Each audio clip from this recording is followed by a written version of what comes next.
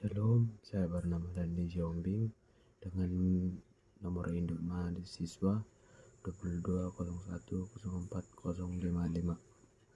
Saya akan membacakan ujian tengah semester saya yang berjudul dengan teori sistem dalam pendidikan. 1.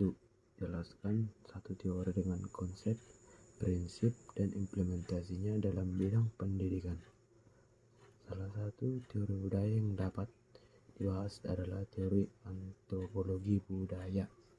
Teori ini memandang budaya sebagai sistem simbol yang digunakan oleh manusia untuk mengimplementasikan dunia dan berinteraksi satu sama lain. Budaya terdiri dari berbagai komponen seperti bahasa, nilai, norma, dan kepercayaan. Ada beberapa konsep penting dalam teori antropologi budaya adalah sebagai berikut. 1. Simbol. Simbol itu juga bisa disebut dengan sesuatu yang mewakili sesuatu yang lain. Simbol dapat berupa kata, gambar, atau tindakan. 2. Nilai. Nilai adalah keyakinan yang dipegang oleh suatu masyarakat tentang apa yang baik dan buruk, benar dan salah. 3. Norma. Norma juga bisa disebut dengan aturan yang mengatur perilaku manusia dalam suatu masyarakat. 4. Kepercayaan. Kepercayaan juga bisa adalah keyakinan tentang sesuatu yang tidak dapat dibuktikan secara ilmiah atau belum dapat nyata. Prinsip. Ada beberapa prinsip penting dalam teori antropologi budaya sebagai berikut. Budaya bersifat adaptif. Budaya bersifat adaptif ini bisa dibilang dengan budaya dapat berubah seiring waktu untuk menyesuaikan diri dengan lingkungan. Budaya bersifat universal. 2. Budaya bersifat universal. Semua masyarakat memiliki budaya, meskipun bentuknya berbeda-beda atau tidak sama. 3. Budaya bersifat hierarkis. Budaya terdiri dari berbagai tingkatan, mulai dari yang paling umum hingga yang paling spesifik. Implementasi dalam bidang pendidikan. Teori antropologi budaya yang diterapkan dalam bidang pendidikan dengan cara berikut. 1. Memahami keragaman budaya. Contohnya, guru perlu memahami keragaman budaya yang siswa agar dapat memberikan pelajaran yang sesuai dengan kebutuhan mereka. 2. Mengembangkan kurikulum yang inklusif. Kurikulum pendidikan perlu dirancang agar dapat mencakup berbagai perspektif budaya. 3. Mendorong dialog antar budaya. Pendidikan perlu mendorong dialog antar budaya untuk membangun pemahaman toleransi antar kelompok masyarakat. Dan saya akan melanjut untuk soal nomor 2. Jelaskan konsep dan komponen-komponen sistem dengan mengikut sertakan satu contoh sistem. Contoh konsep sistem. Konsep sistem adalah sekumpulan elemen yang saling terkait dan bekerja sama untuk mencapai tujuan tertentu. Sistem dapat berupa sistem fisik seperti mesin atau bangunan, atau sistem abstrak seperti sistem sosial atau sistem informasi. 2. Komponen sistem.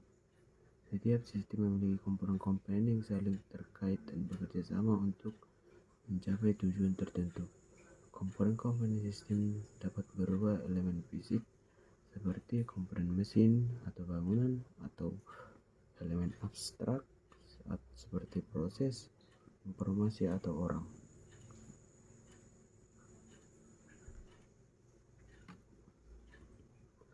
Contoh sistem.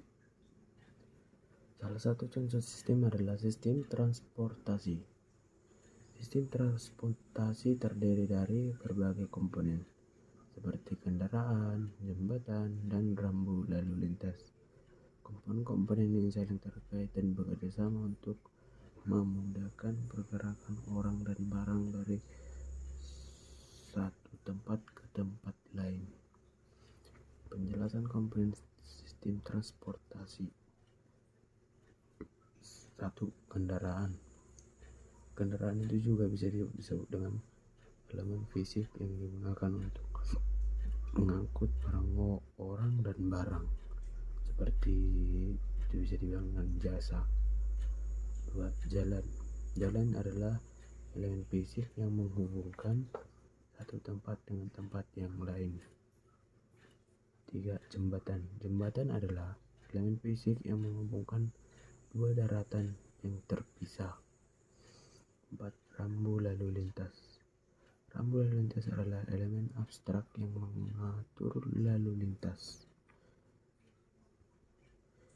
Dan kita lanjut ke soal nomor 3. Jelaskan konsep, tujuan, dan aksioma teori sistem. Konsep teori sistem adalah seperangkat prinsip yang digunakan untuk memahami sistem dalam sekumpulan elemen yang berhubungan dan berinteraksi mencapai tujuan tertentu. Berikut adalah beberapa konsep dasar teori sistem. Elemen-elemen sistem adalah bagian-bagian yang membentuk sistem. 1. Interaksi. Interaksi adalah hubungan antara elemen dan sistem. 2. Tujuan adalah alasan keberadaan sistem. 3. Lingkungan adalah segala sesuatu yang berada di luar sistem. Tujuan teori sistem. Tujuan teori sistem adalah untuk membentuk pemahaman yang lebih baik tentang sistem. Teori ini dapat digunakan untuk mempelajari sistem apapun, baik yang alami maupun buatan manusia. Dengan memahami sistem, kita dapat memprediksi perilakunya, mengontrolnya, meningkatkan kinerjanya.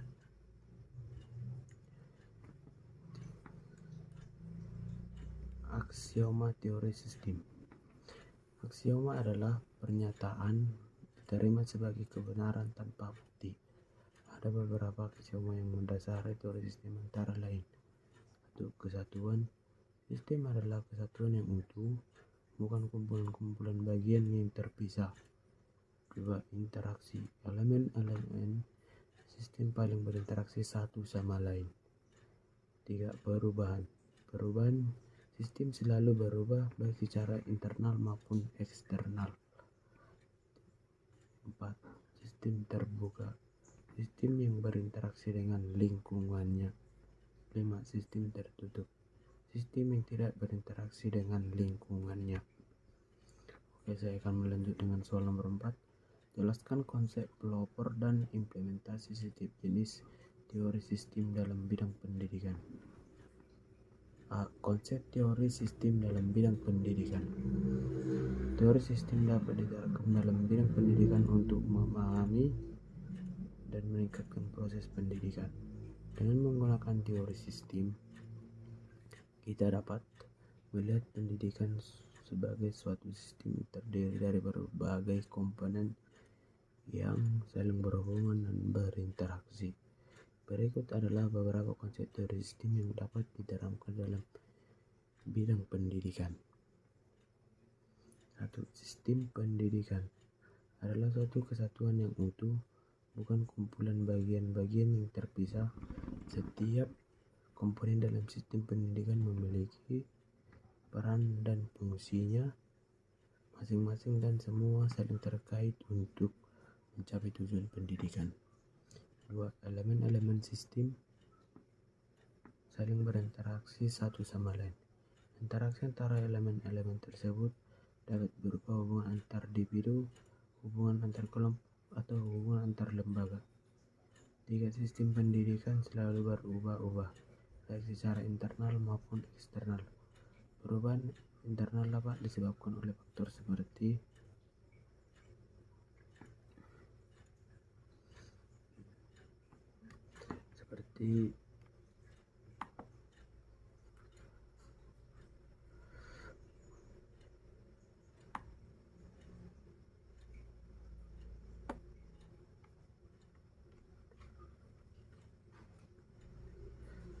seperti pemerataan sistem, seperti pemerataan kurikulum, metode pembelajaran, atau tenaga pendidik. Perubahan eksternal dapat disebabkan oleh faktor-faktor seperti perubahan sistem sosial ekonomi.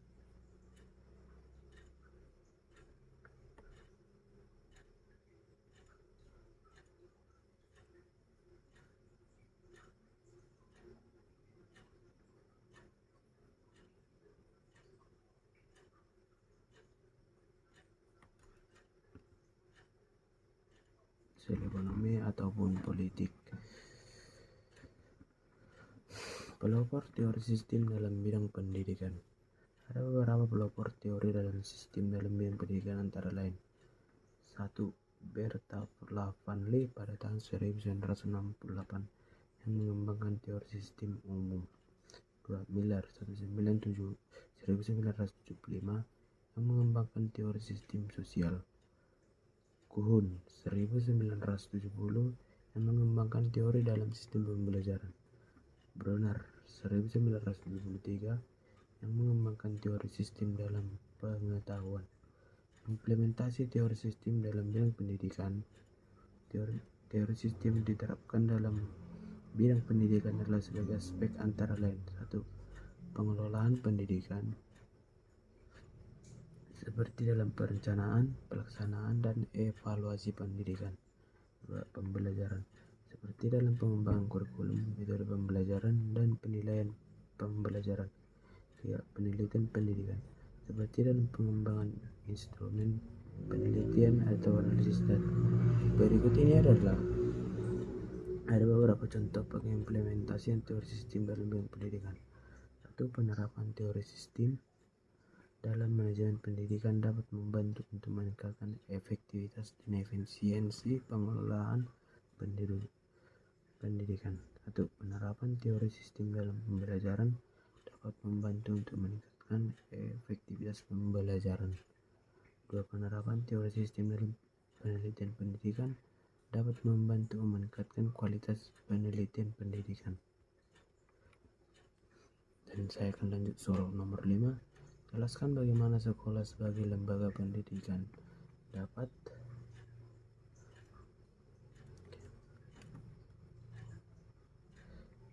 beroperasi menjadi dari perspektif dan model sistem terbuka. Sekolah sebagai lembaga pendidikan dapat beroperasi ditinjau dan dari perspektif dan model sistem terbuka atau open system dari cara berikut. 1. Sekolah sebagai sistem terbuka. Sekolah dapat didefinisikan sebagai sistem terbuka karena memiliki hubungan yang dinamis dengan lingkungannya. Sekolah juga menerima masukan dari lingkungan seperti siswa, guru, dan tenaga kependidikan, dan masyarakat, dan menghasilkan keluaran seperti lulusan kompeten yang berdaya dan saing. 2. Model sistem terbuka. Model sistem terbuka dapat diterapkan untuk memahami bagaimana sekolah beroperasi. Model ini terdiri dari beberapa komponen, yaitu: 1. Input atau masukan. 2. Proses. 3. Output atau keluaran, feedback atau umpan balik. Penerapan model sistem terbuka di sekolah. Model sistem terbuka dapat diterapkan di sekolah dengan cara berikut. 1. Meningkatkan masukan. 2. Meningkatkan proses. 3. Meningkatkan pengeluaran. 4. Meningkatkan umpan balik. Dengan menerapkan model sistem terbuka, sekolah dapat beroperasi secara efektif dan efisien dalam mencapai tujuan. Berikut adalah beberapa contoh penerapan model sistem terbuka di sekolah. 1. Sekolah kerjasama dengan perusahaan untuk memberikan pelatihan kepada siswa. Kerjasama ini merupakan upaya sekolah untuk meningkatkan masukan beberapa keterampilan. 2. Sekolah menggunakan media sosial untuk komunikasi dengan orang tua siswa. Komunikasi ini merupakan upaya sekolah untuk meningkatkan umpan balik dari orang tua siswa. 3. Sekolah merupakan evaluasi pembelajaran secara berkala. Evaluasi ini merupakan upaya sekolah untuk mengikuti proses pembelajaran. Penerapan model sistem terbuka di sekolah akan terus berkembang Seiring dengan perkembangan ilmu, pengetahuan ilmu teknologi, sekolah perlu berinovasi untuk mendukung kebutuhan masyarakat yang terus berubah-ubah.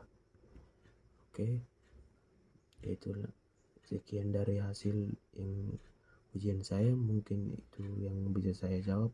Atas perhatiannya saya ucapkan terima kasih. Shalom.